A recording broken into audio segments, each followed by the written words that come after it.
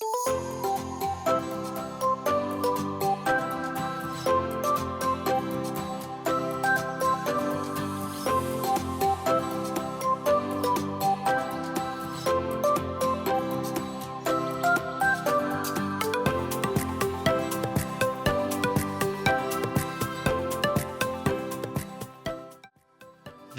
is the Cameron Journal Podcast. It's a place where we talk about important things. It's a place where we bring a little slice of the news to you.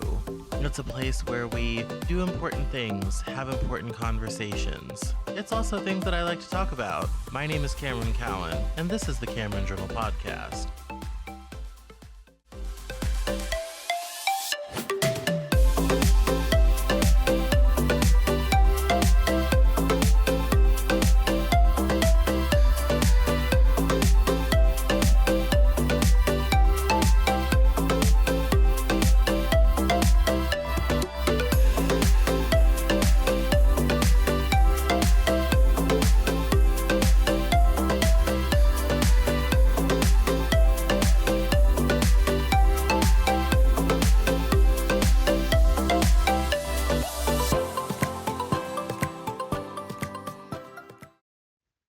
Today on the Cameron Journal Podcast, we are joined by Justin Bollock. He is the author of Lo Wainwright, The Last Homosuperior, who's based on the character OddJohn, created by Olaf Stapledon in 1935.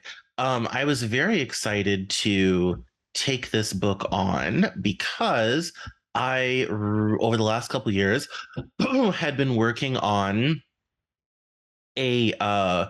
a book inspired also by OddJohn with Dr. Pete Coogan. And That's cool.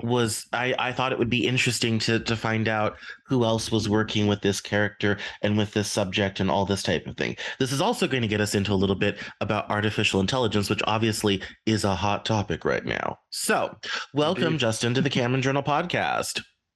Thanks for having me, Cameron. Yeah, I'm really excited to chat with you, and it's nice to find a common spirit, someone who's interested in these characters, and it was nice to see you referencing those in our emails back and forth. So I'd love to sneak in some discussions around OddJohn as well, and and appreciate your patience with me as we were talking before. I had a scheduling snafu before, and so I appreciate your willingness to make the time to chat with me today.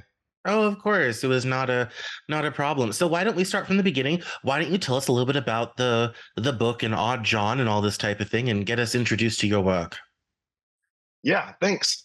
So my background is in academia. I trained in public administration and public policy, have been doing that for quite some time. And somewhere around like 2014, 2015, I had some time to read again, which I feel like I hadn't really had in a long time. And I come across two interesting things. One, I come across Olaf Stapledon's Star Maker, which you may be aware of as well. And this topic of artificial intelligence. And I kind of got lost in two different worlds then, kind of the technical stuff going on in artificial intelligence, where that is in the world today, and kind of discovering a love for science fiction. So that led me to read all of at least Stapleton's major work, Star Maker, First and Last Men, Sirius, which is an interesting story about a dog that becomes super intelligent and has a lot of human characteristics, and OddJohn. And OddJohn is the one that I think is one of the earliest contributions to utopia, dystopia literature, playing with some cool themes of superhumans way before this was like a popular thing. Had some interesting takes on morality, some interesting takes on civilization. And, OddJohn is a pretty short book, and it's done kind of biography style. And I thought that Stapleton maybe deliberately left the room open for building upon this world. And there's not a bunch of that going on. There's a little bit, and thought it'd be fun to kind of add to his world. And that leads us to Lo Wainwright. I wrote this over kind of 21 and throughout early 22. Published it late in 22, and it really picks up, not immediately where John left off. We kind of jump forward almost 100 years. And yeah, I can tell you more about its tie-in when you like. That's kind of my background and how I come to wanting to write in Olaf Stapleton's universe. Yes, yes. Well, no, no, please keep going. Let us know what all the tie-ins are. What's the whole thing? Yeah, sure. So, Lo Wainwright is a story about the daughter of John Wainwright. And uh, any spoilers that people care about, this is the daughter of John and Lo from the OddJohn book. And the narrator in the style kind of the OddJohn book, it's told from a first person narrator, maybe unreliable narrator. And in this book, the narrator has family ties to the narrator from the John book, but he doesn't know that.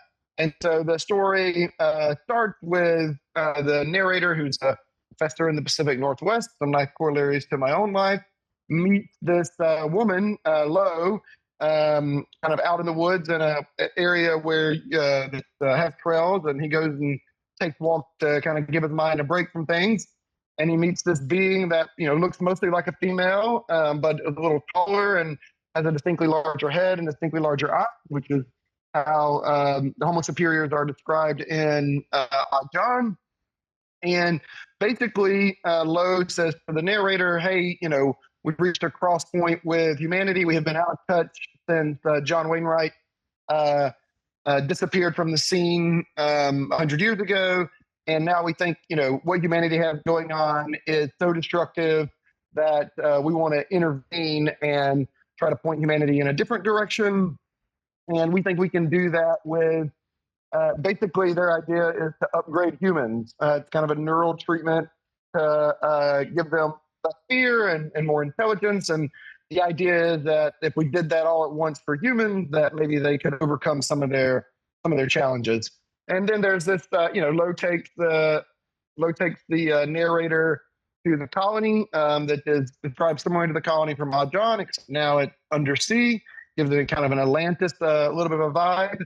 And yeah, the narrator spends some time there, checking out their colony. And then Lo actually comes and stays with the narrator and his family in the Pacific Northwest and learns a little bit more about firsthand interaction with humans because she doesn't have that. It's only been through video and telepathy.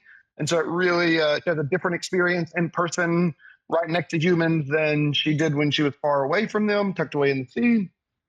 And that kind of gets us up to the big twist. And we could, talk about some of this, and then I could describe the twist and how it ties to AI. But that's kind of the setup for the first half of the book. And the colony does have this AI called Grim, which is a collection of nanobots that help them, do all sorts of their tasks in the colony, from giving them solar power to helping them make strategic decisions. And so that's a character introduced kind of as a suspicious character early on. It's not very friendly. It's kind of has some human characteristics, but also it's kind of awkward and kind of cold as well. And yeah, and then those kind of the AI, the Homo superiors, and the Homo sapiens all interact. There's also some interactions with some smart animals. They come up with they use the same tools that they intend to improve humanity on an octopus or several octopuses and on a dog. And you see some effects to those animals as well. Hmm. How's that? No. I mean, that's a good a good jumping off point. Why did you? What was compelling about the OddJohn universe for you? Yeah. So I liked it for a couple of reasons. I like the way in which Olaf Stapleton kind of describes the journey of John Wainwright and all the different kind of intellectual and spiritual breakthroughs he has. And I kind of like the overall approach, this kind of like old school, early 20th century, like unreliable narrator, utopia stuff is kind of fun. And but I thought that like Stapleton just left a lot of room to do with this whole new species of people that he creates called Homo superior. They're through natural genetic mutations and the way that he looks at it. And I thought it would be interesting to bridge kind of this idea of naturally evolving humans into maybe humans that have categorically different capabilities than Homo sapiens, and then try to map that onto what we're living through today with concerns about AI and the way in which maybe super intelligent level AIs in some kind of embodied robotic form might have this similar type of relationship with humans. In the OddJohn story, the humans decide we can't let these Homo superiors exist, basically, and if they won't submit to us, we're going to destroy them.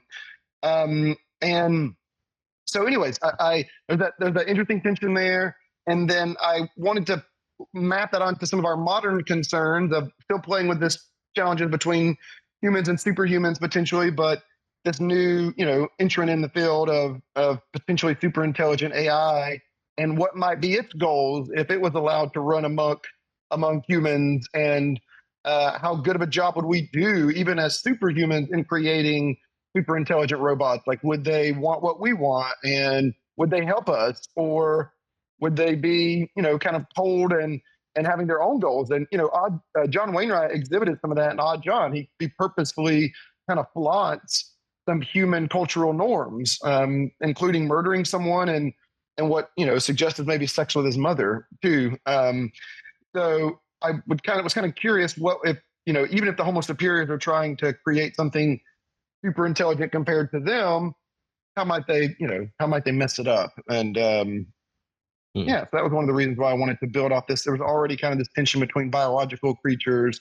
I wanted to extend that in two directions: one down to like animals, which John does, or animals, non-human animals like dogs, which Olaf Stapleton does in Sirius, but also map it onto my interest of what kind of machines are we creating and what our relationship might be with them. No, I definitely see that. So when it when it comes to the interaction of humanity and AI and the possibilities of that moving forward, does your book offer us any hope for our coming AI overlords? Yeah, the book doesn't. The book is really kind of pessimistic, I think, in its at least in where we've gotten to in the story so far. So I mean, spoiler alert for any kind of any kind of super excited fan to see where I take this. So, spoiler alert. But in the story, kind of maybe surprisingly, unsurprisingly, depending on how you read the first half of the book, the super intelligent AI Grimm turns on the Homo superiors and blows up their colony and escapes out into the quote unquote real world, out into our alternative world that it's set in. And it's not even clear that it has good reason for doing so, is one of the things that I wanted to highlight. So this super intelligent AI in my book doesn't have really a stable personality. It kind of shifts around. It doesn't have stable goals, kind of seems to shift around in ways that don't make any sense to us. And this is how one of the kind of leading concerns in if we design super intelligent AI, what problems we might have with it is it might just not look like human no matter how we train it. And it might have goals that change and evolve over time. And it might be more clever than us at the same time. And those things mixed together really paint a potential concerning picture for how it might be able to manipulate us. And so this is book one of a planned trilogy. And in this book, it kind of ends with Grimm, the super intelligent AI, has blown up the Homo superior colony and has embedded itself in the internet of the broader world, and is working to kind of recreate itself in nanobot form, because it does suffer some defeats along the way. The narrator and Lo definitely fight back and are able to kind of inflict some damage on it in its embodied form. But it kind of leaves you with it goes out into the internet, embeds itself in our infrastructure, and our heroes, if you want to think of them that way, are left kind of thinking about what their next step is now that it's been released into the wild. And so, yeah, I don't think it gives us a lot of reason to hope so far. And then the next question is like, what does it decide to do once it's embedded within our institutions and within our internet, which touches in the modern world and in the United States and in the Western world, but also elsewhere, touches everything we do. So I kind of leave it there, and then in book 2, I intend to kind of tackle in a little bit more detail what happens if we lose control of the internet to something that is more intelligent than us potentially and more powerful, and what would humanity's response be, and what challenges might that present for us as a civilization and as a species. Well, yes, it sounds like you would be in favor of this new idea that we should pause all development on AI for 6 months to get clear on what exactly we're doing with all this. Yeah. Yeah. So I think if we could convince everybody to stop, stopping would be a good idea, to figure out a little bit about what's going on with these models and to slow down the pace of change. That, there's 2 interesting letters kind of dive into some of the AI stuff that's come out. One is from the Future of Humanity Institute, which is headed up by this guy, Max Tegmark, who's one of his books is what really got me into the topic of AI. He has a book called Life 3.0. It's very interesting and very accessible. And he is really, he and that institution are really worried about the pace. And for people following along, GPT-4 is the most recent of the general purpose technology models. It's even more powerful than the original Chat GPT that released 6 months ago. And the pace is really it's pretty wild right now. And I did not sign the letter, but I agree with the general sentiment that that the pace is too fast. The other piece at this is Eliezer Yudkowsky published a letter the following week, who's a thinker in this space, and I think it was in Time magazine, and he called for an indefinite stop, not just 6 months, but that the likelihood that these types of AI systems get out of our control and decide that we're not valuable is extremely high, and that we should really, for now, stop indefinitely and stop this particular style of AI from progressing further, because it's such black box is a term that gets a little overused, but we really don't know what its behaviors are going to be based on how it's constructed. Well, I know Big Yud. I was a less wronger for years and years, so I've been following him for the last decade. And it is amazing to have gone from just like first learning about the stuff and being like, oh yes, one day we'll have to handle that. We'll cross that bridge when we get there. Then that day has arrived already. So and that and I think there's a lot of people the Twitter discourse on this has been deeply broken. I think a lot of people misunderstand where he's coming from. Definitely. On this stuff. And I think all people misunderstand, like this is not like any other type of software where we can go back and understand exactly why it did what it did. And AIs do all sorts of things that are not unsurprising, that are surprising and novel. I remember hearing a story that Facebook had an AI that developed its own language and quit talking to its creators. And they took the server out back and burnt it with fire. Wow. Very old-fashioned solutions to modern problems. And I mean, all sorts of. I mean, I feel like we've already started to play with fire on this.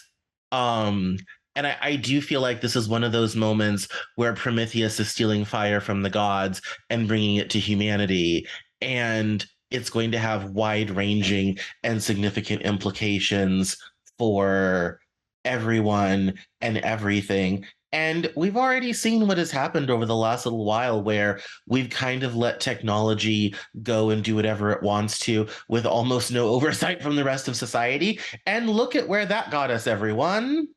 We've never been more divided. We've never had more political intractability. I don't care if you're right or left. We've never had more political intractability. Regardless of whose agenda you agree with, nobody's agenda is moving forward. And this has the potential to do something so dramatic and displace so many people. I just really wonder, you know, are, is our forever embrace of technology and believing tech can solve all of our problems going to finally come home to roost? Is that finally going to bite us in the ass? What do you think? Hmm. Yeah. So, Please share your thoughts. It is a podcast. We have to talk. Otherwise, yes, people will yes. start clicking away. Yeah. So your point, I think we're already shaped in significant ways by things outside of our control that are empowered and enhanced by our electromechanical technologies that are driven by smart computing software. So, you by what you're kind of alluding to reminds me of social media, which I think was in large part what you were referring to, something that we unleashed on the whole world. It now contains the vast majority of humans. It put us in different camps, and that's a problem. And it shapes our perception of reality in a way that corresponds to its own goals, right? I mean, the structure of the network, of the social media network, is what shapes our minds. And we're seeing that in the political space. We're seeing that in how we spend our time. We're seeing that in the economic space. Not that it doesn't have some limits, but I mean, Perception is reality. exactly. And think about how quick. I mean, I'm 35. I graduated high school in 2005 when Facebook was released, basically, when it was just like for college kids. And it was just getting its legs under it. And it was like it wasn't the first social media, but it was the first one to go as wide as it did. And now it's hard to imagine a world where social media isn't how we get our news and social media isn't what's shaping our social interactions. And the other thing that I highlight in some of my own writing and things about this is, so people forget that these things are hybridized. What do I mean by that? So corporations are the ones designing these algorithms and making money off them. So now you have corporations like Facebook, now Meta. You have OpenAI, which has some weird design features here, but that's where GPT comes from. And they have clear goals. They have clear things they're trying to accomplish, and they're the ones deploying these tools to their end. And you don't have to look back too much further to see what role large corporations have played in shaping our beliefs and shaping our behaviors. And you don't have to look back too far to see the way that nation states shape how we think and who we like and who's our in group and who we dislike. And these technologies in the hands of those groups that have already been playing these not just groups but these structures in society, and then you give them this software that can tailor things at the individual level based on known biases without any human oversight. I mean, the clearest parallel we have from history is how Hitler used the radio, where he could indiscriminately put it in everyone's home, and it was full of hate and division to the nation state's end. And AI, so one way of looking at AI is that the corporations and nation states will be able to bend it to its own will, and those things will just be further entrenched. But the other concern too is, the kind of paperclip concern, which I uh, imagine you're familiar with, but that it just seeks its own goals, and those goals are really unlikely to be aligned with any corporation or with any individual human, and we all become kind of secondary. And those are really scary things because we have these parallels both from non-human organizations and non-human computing machines in the form of the internet and social media, seeing how it's already dramatically reshaping us. Well, yes, I mean, I think one of the things that has been lost in the last 200 years or so is, for the vast majority of human history until now, everything that is in the world that's not biological was man-made. A human touched it, a human did it, people, trained to do things, all this type of thing. And when we had the dawn of industrialization and then later mass production, that began to be less so true. and it starts everything from the power loom to metal parts being pressed out, all this type of thing. And so now now we've gotten that so much to where we have machines doing much of that work as well now too. And then now we have this situation where computers have come along, internet has come along, that's displaced people. Technology was very deflationary throughout the last 25 years, economically speaking, all this type of thing. And now we have, I mean, I feel like with AI, we're at the steam engine moment. There will be life before AI and there will be life after AI. And how many people, things, industries, societal changes will happen because of this? Are we ready and prepared for any of them? How many people will get left behind and left destitute because of all of these changes? And given we're in a world whose population will begin to decline at the end of next decade, um, I think there's going to be a big compelling thing to use these systems more and more to do things that humans used to do. So now we're living on a planet where we're really cohabitating with a different species, And on OddJohn, I think he always kind of felt, Homo superior was obviously better than the regular humans. He was not a fan of the sapes. Um, and Not and at he all. yeah, I mean, as far as I think if he were a real thing, he would be kind of like, I for one welcome a system that would get rid of humans. We could do with a lot less of them. um Which is kind of what he and does in my book. It's kind yeah, of and John's approach. Yeah. yeah, and I think that, yeah, that's in the project I was working on. It was up to the superheroes to stop him from causing the whole planet to descend into complete and utter chaos. Um, and he Love was that. using a series of mass shootings to begin social unrest. Um, and so that I think that's a very Very difficult. interesting. Yeah, I think we have this kind of very difficult thing where don't we just don't have the tools and the language to coexist on a planet with what is essentially another species that is. I mean, we've been the dominant species on the planet for 100,000 years. This is the first time that's ever really been challenged by anything. And we are both, it is both its own thing. We're also the progenitors of it. And I think we're going to end up in this reciprocal situation where population is declining. So the demand for AI and robotics and 3D printing, which will be the physical manifestations of AI, will rise to ascendance. And what concerns me, and I think should concern every thinking person, every time I sit down with someone who works in technology and I ask them, have you thought about any of this? Have you thought about the implications of it? They look at me like I've asked them in French. Just dead eye, like, huh? And it's like, yeah, remember people and humans and society and the roads you took to drive here and all this type of thing. Yeah, remember all that stuff? Like, have you given any thought to what you are doing will change society? And they never have. They never have. When I first started this podcast 3 years ago, I had a guy on who had written a book on this very subject, and it was really into 3D printing. And I said, have you thought about how 3D printing will absolutely destroy globalization and the world economy? And the silence on the other end of the call was deafening.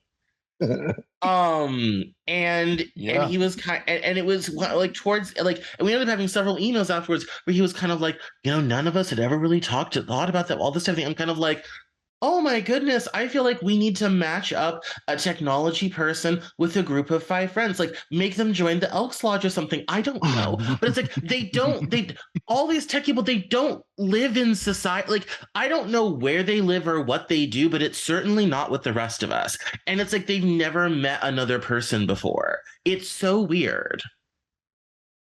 Yeah, I have like a social science background, and when I started getting interested in these things, I started trying to collaborate with some computer scientists and some engineers and people working at the intersection of that. And um, Yeah, I was also surprised about how, I wouldn't say none, but how few of them really gave any thought to the social aspects. It was more like, oh, this is a toy and we can make it. And how cool would that be? And look at the cool things it can do. And very much less focused on on how it would impact society. And they often had this like, they also often had this streak of like, I guess like people should just look out for themselves. Like this is just out there in the market and they can choose to participate or not participate. That's not our problem. And just seem to really miss the way in which their tools were reshaping how humans interacted and that they might be somewhat responsible for that. I do think that some of the new AI companies take this a little bit more seriously, at least in acknowledging that it's a problem and something they should be doing something about. For example, OpenAI, Anthropic as two newer companies that have made some splashes. They're still marching forward with the development of their tools, but they do at least acknowledge and talk about the challenges that it might present for society, try to do some red teaming, try to put some guardrails around the tools. So this is a smaller subsect of the tech world, but it does seem at least we've gotten through to at least some of them at the leading places to think a little bit more about what their technologies are doing. I don't know that it's stopping them, but they are putting some guardrails on their technology a little bit, which is better than how I felt like the state of dialogue was, 7 or 8 years ago when I was first interacting with engineers and computer scientists. No, certainly. I think, and that's why I think the dangers and the problems with social media and all this type of thing have been a huge wake up call. We can't just let this stuff run around willy-nilly. And when people act like this is a new thing, it really isn't. People forget, like, when machines came along to replace workers in the early days of the Industrial Revolution, workers literally revolted, burnt down factories, tore apart machines. Our word sabotage comes from Dutch workers who threw their wooden shoes at the machines. The wooden shoes were called sabos, hence sabotage. I love Um, that. I didn't know that. That's really interesting. yes, and I mean, it radically changed society. It urbanized Europe. What had been rural, primarily agrarian societies quickly urbanized. Between 1820 and 1840, two-thirds of Britain moved to a city or town. It was a huge population shift, absolutely massive. Um, you Yep. saw a complete shifting of social order in society, the rise of a true middle class, of clerical workers, all this type of thing, not just a middle trading class between the aristocracy and the peasants, but an administrative class to run the new corporations and the new businesses and plan the new production and all this type of thing. You also had the terrible inequality that was lampooned by Dickens and others and all this type of thing. And that happened over a relatively long period of time, 1820 to about 1920 or so, with waves of urbanization and different things happening as different technologies progressed and all this type of thing. We don't have 100 years this time. We might have 10, maybe 20. To it's like we're already at the sabos hitting the loom machines. It's already Yeah. 1825, folks. Like we're already at that point.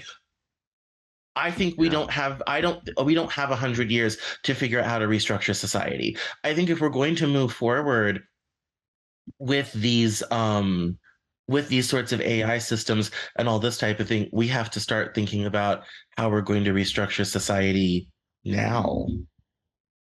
Yeah. I mean, Otherwise millions are going to be left behind, and it will kill people.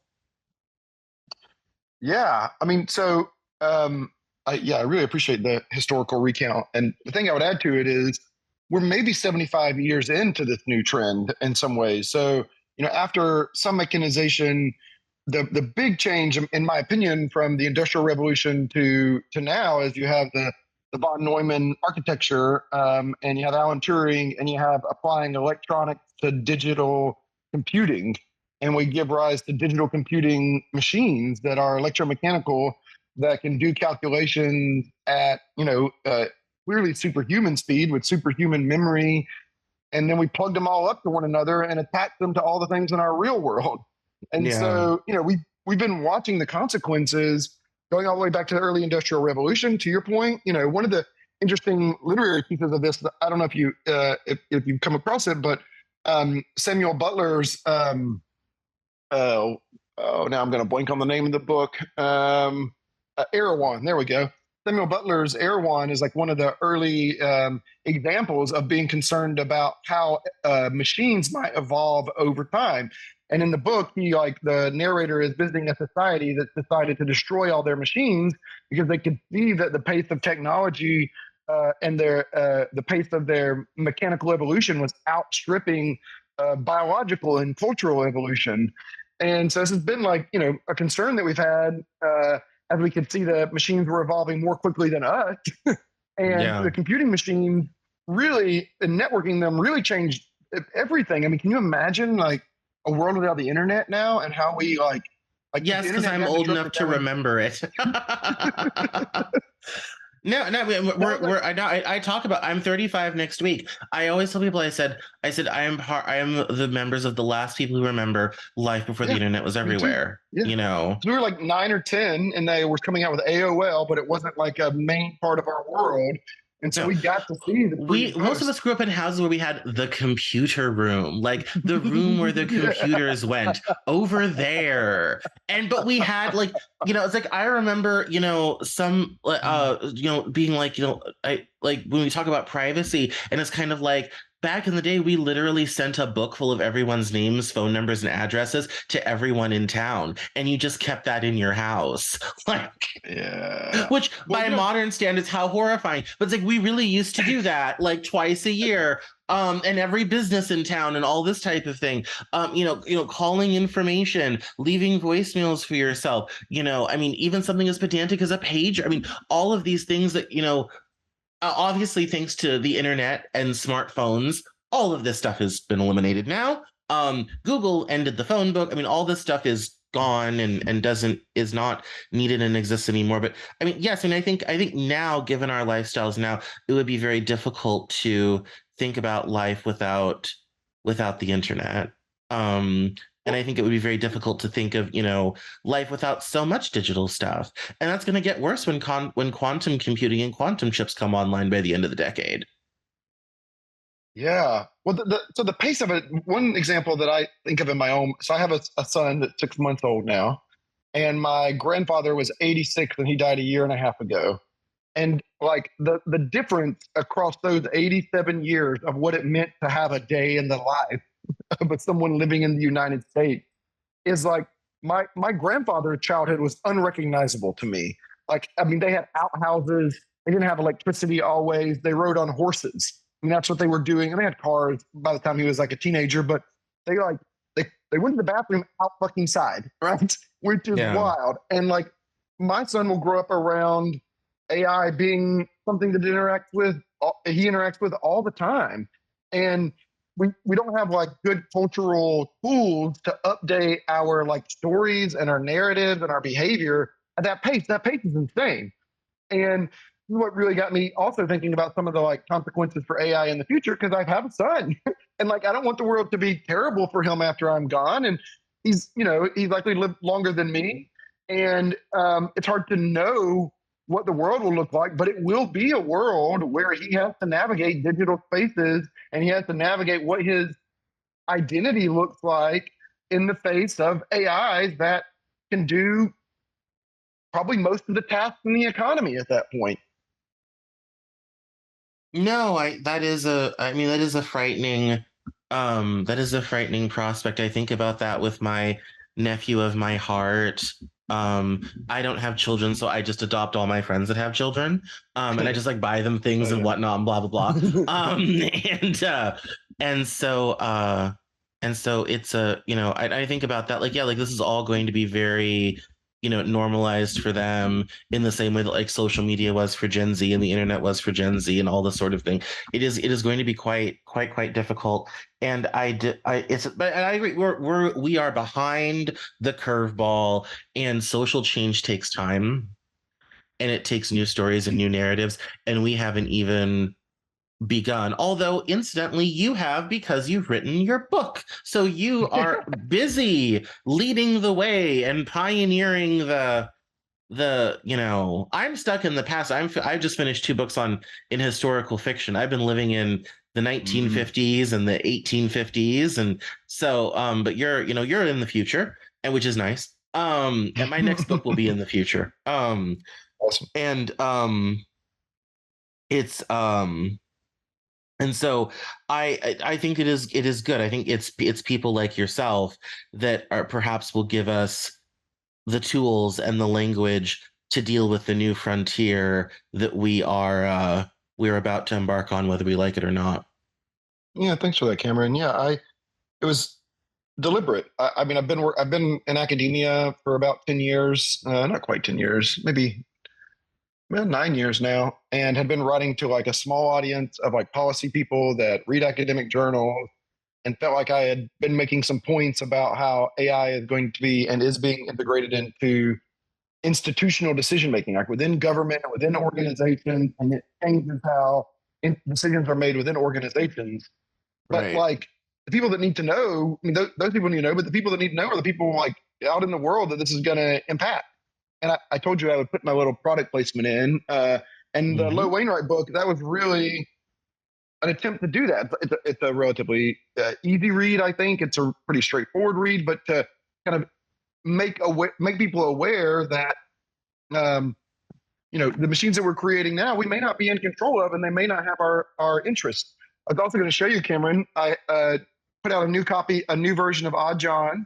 Now that Stapleton's book is in the public domain, with a new introduction from me as well. And I think some of Stapleton's stuff, despite not deliberately speaking to AI, really does speak to this issue of what's the future of humanity given a world where there might be beings that are more capable than we are currently. And I also wanted to say, as we focused on some of the negatives because I think that's important.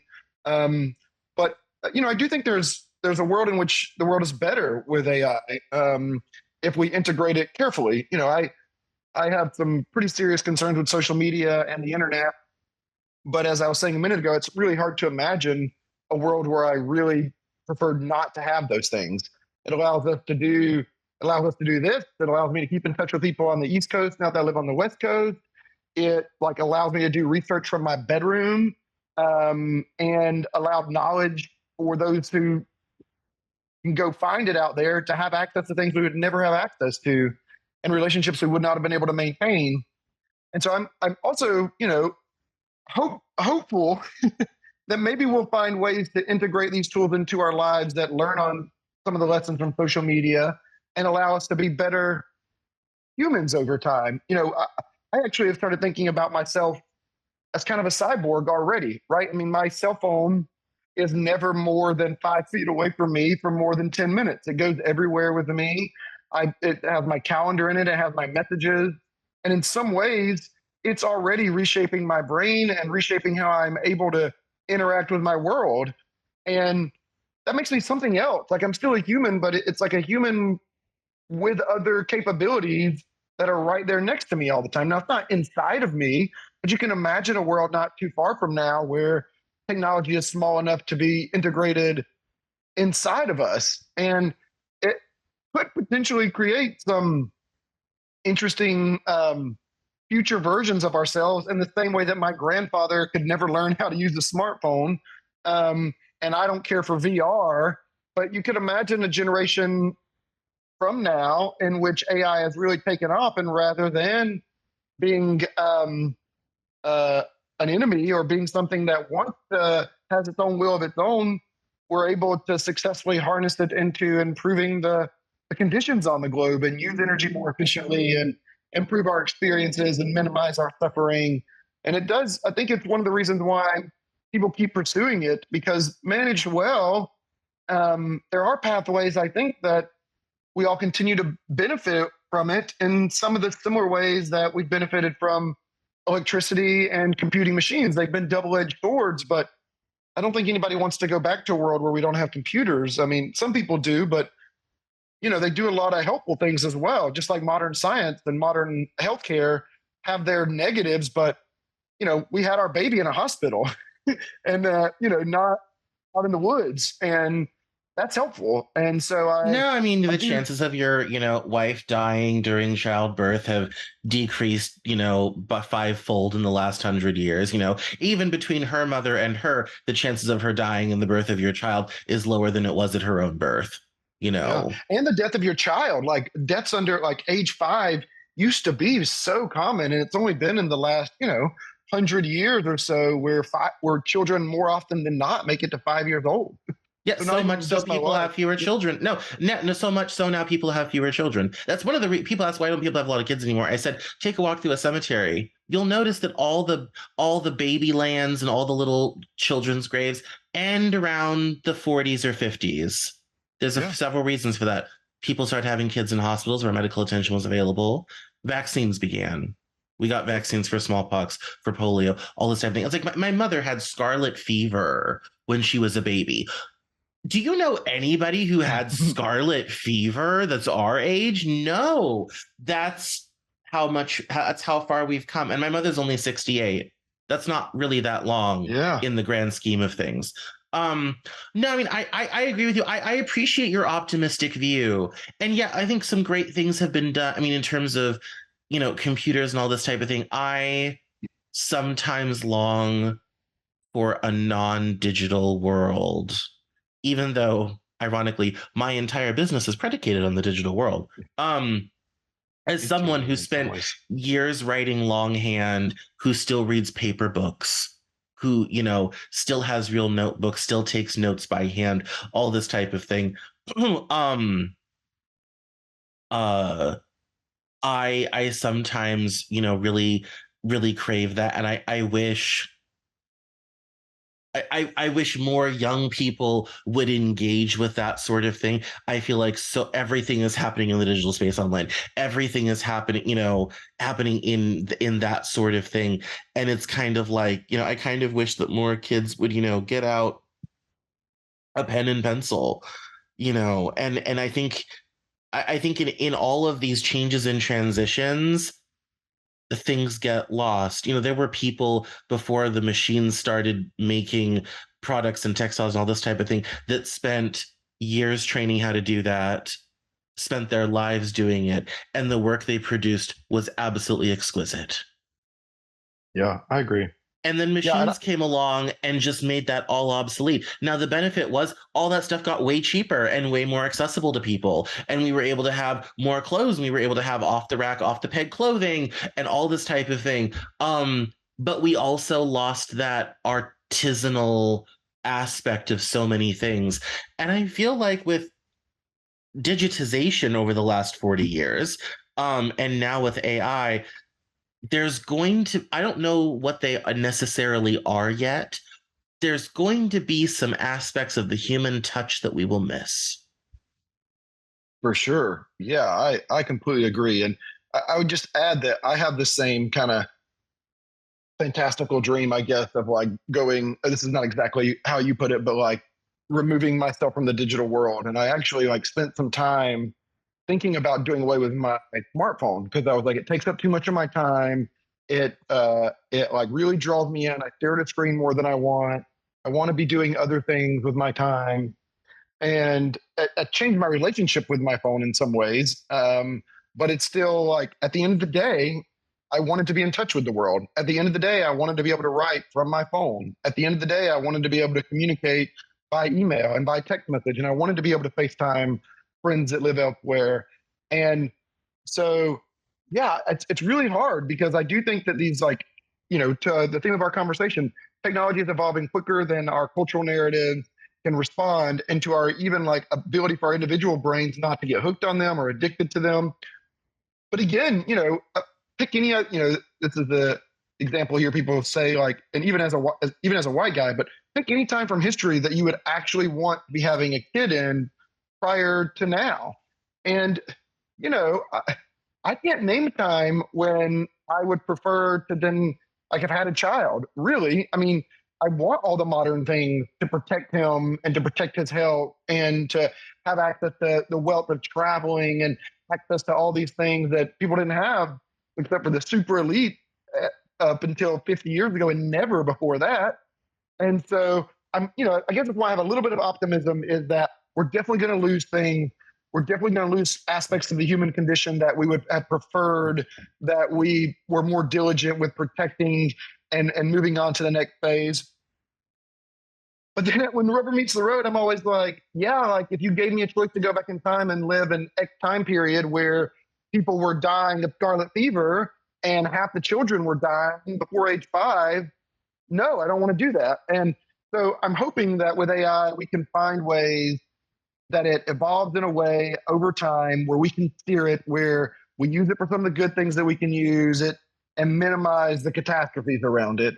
And I think we do have at least one example of humans being able to mostly do that with something very dangerous. And we've mostly done this with nuclear weaponry. There are some major exceptions early on. The U.S. used them to drop massive weapons on people of Japan, and it's clearly horrible. But since then, for the most part, over the last 75 years, something that we all knew was really dangerous and was really powerful, we've generally speaking managed to come together as society and not destroy one another. The landscape with AI is very different for lots of reasons that you're probably aware of as well, but it does provide at least one example of maybe we can come out on the other side just different and changed and not the same humans as before, but not Yukowskis, not No, not all this we noise. don't have that balance of power with AI that is mutually assured destruction. We Yeah. don't have that counterbalance sort of thing. And I think also people forget the reason why, we had, the nuclear nonproliferation movement was highly successful at creating a foundation of treaties and international agreements between the United States and the Soviet Union, START 1, START 2, NPT, all this type of thing that brought transparency, exposure, and reduced the number of weapons on both sides.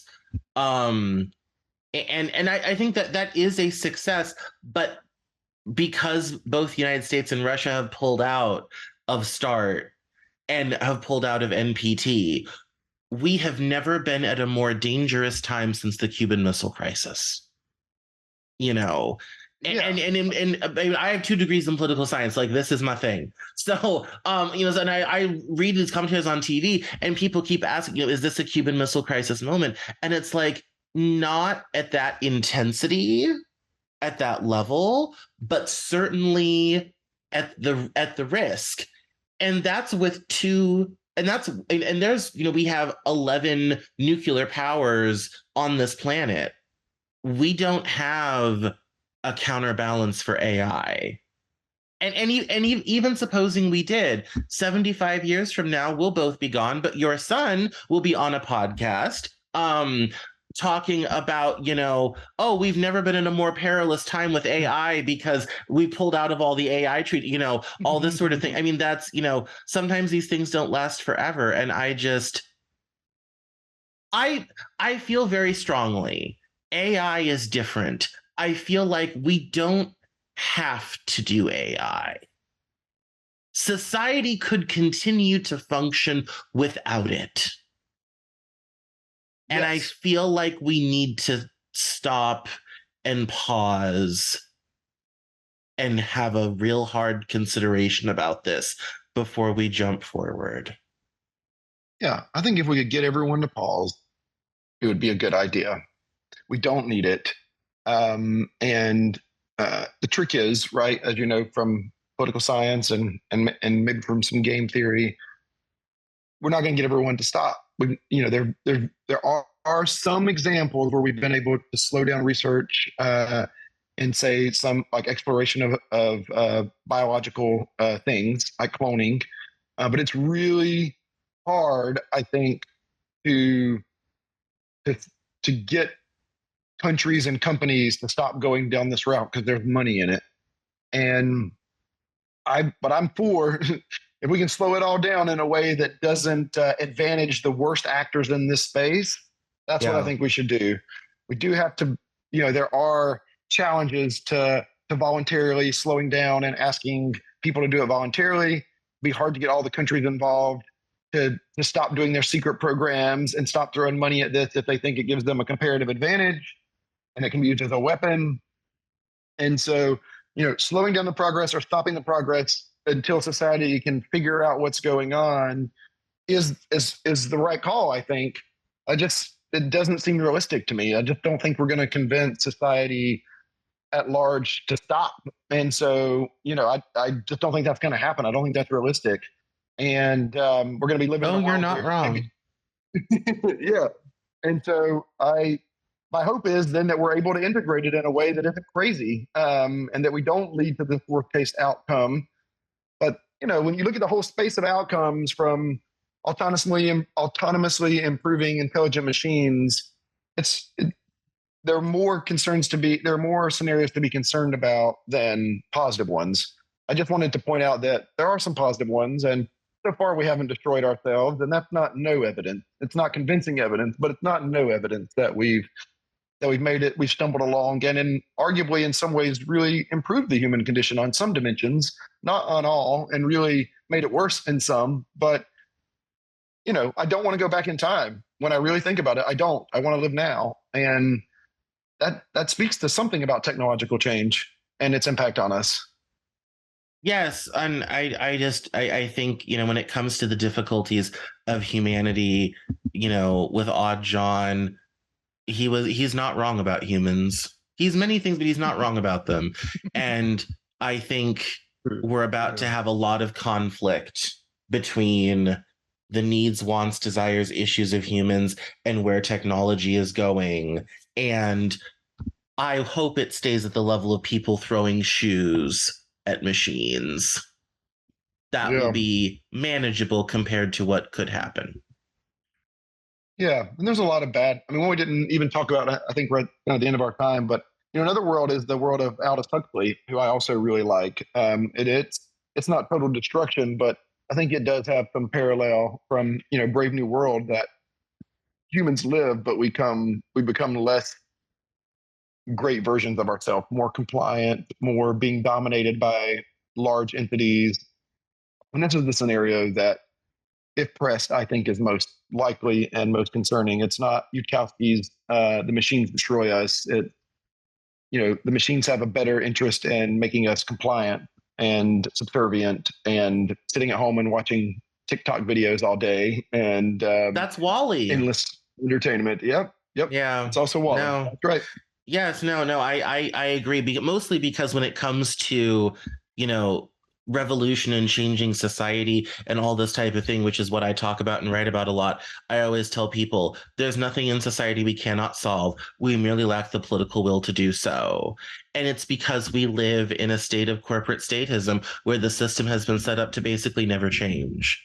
And when people read history of this country in the 19th century, it's like, oh yeah, people got mad at their congressman. They tore down his house and threw it in the river. That was a thing they did, and nowadays that's unthinkable. People wouldn't do that now. And that's where I think, that sort of domination and sublimation of the human joie de vivre will get suppressed and supplanted because it's inconvenient to rectangle boxes that are in rooms of rectangles in rectangle warehouses in deserts that actually run everything. And then someone asked, why is Silicon Valley so ugly? Why does it have no aesthetic? I said, because computers don't need that. Computers don't need beauty. They need a rectangle and air conditioning and electricity. That's it. They don't need beauty. They don't need something to bring them joy or something to improve their mood or anything. They don't need that. So of course Silicon Valley has no aesthetic. They've built it for exactly what it needs to do. It's rectangles with air conditioning and power. Yep, for the machine. Yep. Yeah. And so anyway, this is an hour. I'm sure the listeners are getting tired and boring. I could go on. Let's not do that. Let everyone know where they can buy your book and where they can find you online. Yeah, thank you. So seriouspublishingcompany.com is the website for my publishing company. It has the Lo Wainwright book. It has a new edition of OddJohn. There'll be a new edition of a couple of other Stapleton's books that we're doing, also available on Amazon. I also have a new book out with a conversation with ChatGPT called Conversations with a Machine Oracle. That's available on the website and on Amazon. You can follow me on Twitter. It's Justin Bollock 14. And I also teach some classes up at University of Washington. And so if you're out that way, can be found in the classroom there. And Cameron, it's really been nice chatting with you. Thanks for this time. Awesome. Thank you. Thank you for coming on the Cameron Journal podcast.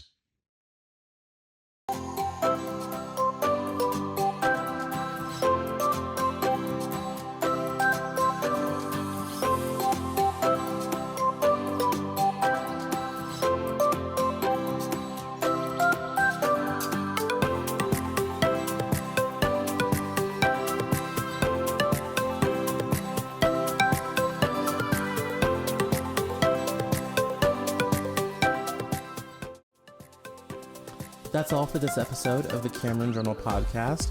Thank you so much for listening. Visit us online at CameronJournal.com. We're on Facebook, Twitter, and Instagram. And I love to talk to my followers and listeners, so please feel free to get us on social media at Cameron Cowan on Twitter. And we'll see you next time on the Cameron Journal podcast.